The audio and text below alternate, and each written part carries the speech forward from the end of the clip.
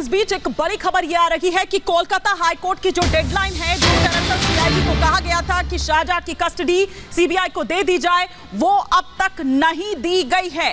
CBI की team अभी भी कोलकाता पुलिस मुख्यालय में ही मौजूद है। ये इस वक्त जो जानकारी मिल पा रही है कि अभी तक सीबीआई की टीम वहीं पर मौजूद है, लेकिन सीआईडी की ओर से शाहजहां की कस्टडी सीबीआई को नहीं हैंडओवर की गई है, नहीं उनको सौंपी गई है। लेकिन इस बीच एक और बड़ी खबर जो आ रही है वो ये कि ममता सरकार फिर कोलकाता हाईकोर्ट पहुंची है। ईडी ममता सरकार के खिलाफ शाहजहां की कस्टडी ना देने की जानकारी दी गई है ईडी द्वारा। ये दो बड़ी खबर जिस पर मैं फटाफट से मेरी सहयोगी ग्राउंड पर जो इस वक्त मौजूद है मीनाक्षी, उनका मैं सीधा रुख करती हूं। मीनाक्षी, क्या जानकारी मिल पा रही है? अभी भी पुलिस मुख्यालय में ही मौजूद है सीबीआई, क्यों नहीं दी जा रही है कस्टडी जब कह दिया गया है?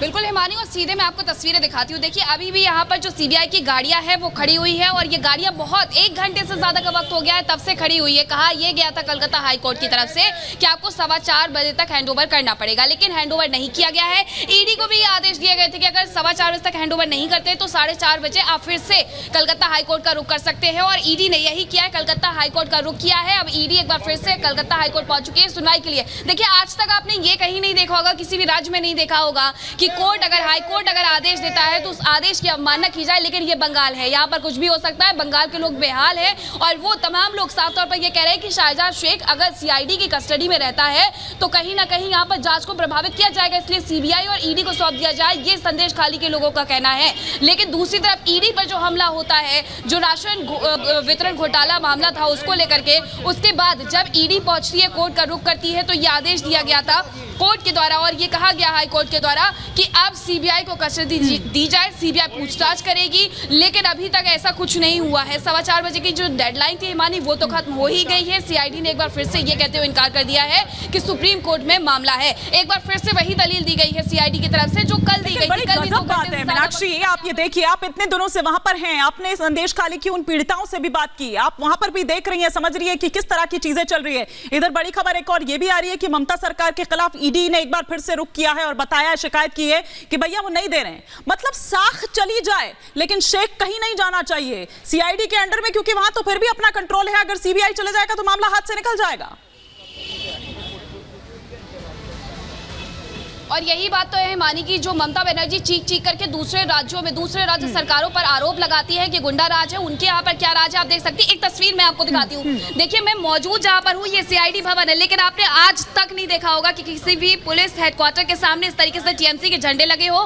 हर तरफ आपको यहाँ पर टीएमसी के झंडे लगे हुए नजर आएंगे, और सीआईडी भी कहीं ना कहीं इसी वजह से इन्फ्लुएंस नजर आती है कि सरकार जो कह रही है वो सीआईडी को यहाँ करना पड़ रहा है, और कोर्ट की अवमानना करनी पड़ रही है। जबकि कोर्ट ने ये कहा है कि जो अवमानना आपने की है उसके लिए आपको 2 हफ्ते के अंदर जवाब दाखिल करना होगा। लेकिन बावजूद इसके अगर सीआईडी में इतना इन्फ्लुएंस है, तो कहीं ना कहीं ममता सरकार खुद शह दे रही है, वो नहीं चाहती है कि शाहजहां शेख जाए, और यही वजह थी कि अग्रिम जमानत के लिए तुरंत पहुंच जाती है टीएमसी। लेकिन थोड़ी सी पार्टी की फजीयत बचाने के लिए, यहाँ पर फजीयत से बचने के लिए कहीं ना कहीं पार्टी से 6 साल का बाहर का रास्ता दिखा दिया जाता है। लेकिन जो सच है वो सबके सामने है, वो सब ये कह रहा है, वो सच ये कह रहा है कि अभी भी यहाँ पर सीबीआई को शाहजहां शेख को किसी भी तरीके से हैंडओवर करने के लिए तैयार नहीं है। मैं आपको रोक रही हूँ मीनाक्षी रजत हमें लगातार रिपोर्ट कर रही है ग्राउंड से, मैं लौटूंगी आपके पास। लेकिन इस बीच जिस तरह से लगातार बड़ी खबर इस वक्त आ रही है, और वो ये कि ममता सरकार के खिलाफ अवमानना की कार्रवाई शुरू हो चुकी है। अब देखिए, ममता के 9 बड़े अफसर जिनके खिलाफ ये कार्रवाई शुरू हुई है, ये बड़ी खबर। कोलकाता हाईकोर्ट ने ममता के 9 अफसरों के खिलाफ अवमानना की कार्रवाई शुरू कर दी है, और इन 9 अफसरों में बंगाल के मुख्य सचिव बीपी गोपालिका हैं। सिलसिलेवार तरीके से हम उनके नाम आपको बता रहे हैं। प्रिंसिपल सेक्रेटरी नंदिनी चक्रवर्ती हैं, बंगाल की डीजीपी राजीव कुमार भी इसमें है, बंगाल पुलिस के आईजी भी हैं, और साथ ही साथ बशीरहाट के एसपी हुसैन मेहंदी भी हैं, थाना इंचार्ज सुबेश प्रमाणिक, बोगांव के एसपी दिनेश कुमार और सीआईडी के एडिशनल डायरेक्टर को अवमानना का नोटिस जारी किया गया है। तो एक के बाद एक आप ये देखिए कि किस तरह से जो एक्शन है वो अब यहां पर नजर आ रहा है, और अवमानना की ये कार्रवाई शुरू हो चुकी है। एक बार फिर से वापस ग्राउंड पर मैं रुक कर रही हूं, मीनाक्षी रजत मेरी सहयोगी जुड़ी हुई हैं, तस्वीरें वहां से दिखा रही हैं, वहां पर हलचल भी इस वक्त देखी जा रही है। जो डेडलाइन थी कोलकाता हाईकोर्ट की वो खत्म हो चुकी है, लेकिन अभी तक सीआईडी ने हैंडओवर नहीं किया है सीबीआई को। सीबीआई की टीम वहीं पर इस वक्त मौजूद है। लेकिन ये एक और मामला जो सामने आया है मीनाक्षी, अवमानना की कार्रवाई भी शुरू हो चुकी है।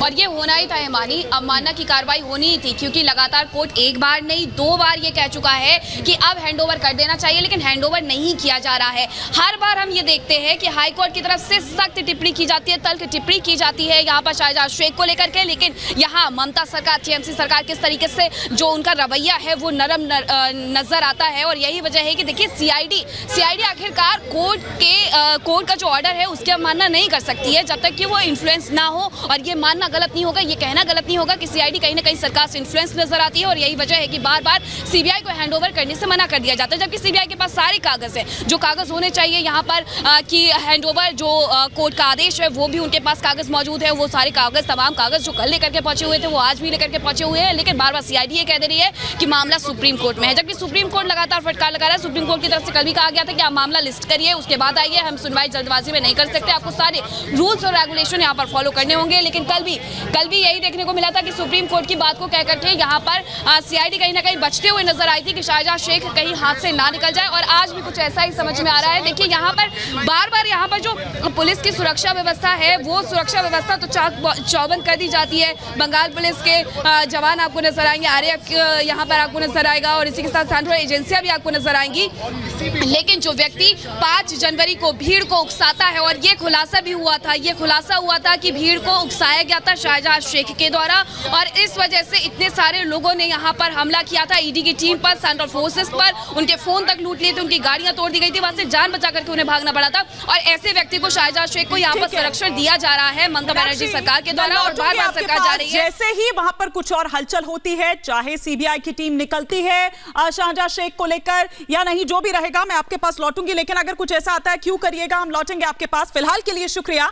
लेकिन तमाम खास मेहमान हमारे साथ जुड़ चुके हैं, फटाफट से परिचय मैं करवा देती हूं। हमारे साथ शत्रुपा जी इस वक्त जुड़ चुकी हैं, नेशनल स्पोक्स पर्सन है भारतीय जनता पार्टी की। ममता काले जी इस वक्त यहाँ नोएडा स्टूडियो से हमारे साथ जुड़ी हुई हैं। अनिर्बान बनर्जी हमारे साथ जुड़े हुए हैं टीएमसी का पक्ष रखने के लिए, वरुण पुरोहित जी कांग्रेस का पक्ष रखने के लिए, और लेफ्ट पार्टीज का पक्ष रखने के लिए विवेक श्रीवास्तव जी इस वक्त हमारे साथ जुड़े हुए हैं। लेकिन अनिर्बान बनर्जी जी, झटके पर झटके लग रहे हैं आप लोगों को, हाई कोर्ट से लेकर सुप्रीम कोर्ट तक, लेकिन शेख को बचाना, गुनहगारों को बचाना आप लोग नहीं छोड़ रहे हैं। आखिर ऐसा क्या है उस शेख में कि साख चली जाए पर शेख ना जाए? शाहजहां को अरेस्ट करने पर ईडी को, सीबीआई को या वेस्ट बंगाल पुलिस किसी के ऊपर स्टे नहीं था। ये हाईकोर्ट ने बताया था, अरेस्ट किया वेस्ट बंगाल पुलिस ने। अब सीबीआई को लगता है कि उनको हिरासत में लेना चाहिए। ये 50 दिन 55 दिन तक सीबीआई खुद अरेस्ट क्यों नहीं किया था? और ये जुडिशियरी को लेकर जस्टिस अभिजीत गांगुली जैसे बीजेपी में छलांग लगा दिए हैं। अब तो सबके मन में सवाल उठ रहे हैं कि भैया जो भी ऑर्डर हो रहा है बीजेपी के खिलाफ, जो भी पार्टी है, जो भी सरकार है, उनके खिलाफ कोई ऑर्डर कभी भी हो जाए तो लोग को यही लगेगा ना शायद कुछ तो दाल में कुछ काला है। अच्छा। क्योंकि अभिजीत गांगुली ने खुद कहा कि मेरे साथ बीजेपी का एकदम बहुत पुराना रिश्ता था, हम लोग कनेक्शन में थे, हम उससे कनेक्टेड थे, वो हमसे कनेक्टेड थे। वो तो अभी बीजेपी में शामिल हुए हैं ना। सुन लीजिए ना अनिर्बान बनर्जी जी, आपको इससे अच्छा, इससे मुफीद और कुछ नहीं मिला आपको एक्सक्यूज जो आप यहाँ पर दे रहे हैं। इतने वर्षों से ये चल रहा है, संदेश खाली की महिलाएं आकर प्रधानमंत्री के आगे रो रही हैं। मेरे ख्याल से अगर राज्य सरकार अपना काम कर देती तो आज महिलाओं को, उन पीड़िताओं को प्रधानमंत्री के आगे आकर इस तरह से रोने की जरूरत नहीं पड़ती। इस तरह की जो अपनी वो चिंता व्यक्त कर रही थी वो करने की जरूरत नहीं पड़ती कि किस तरह का लॉ एंड ऑर्डर है। एक महिला मुख्यमंत्री भले ही हैं, लेकिन वो समझ नहीं रही अपनी जिम्मेदारी को।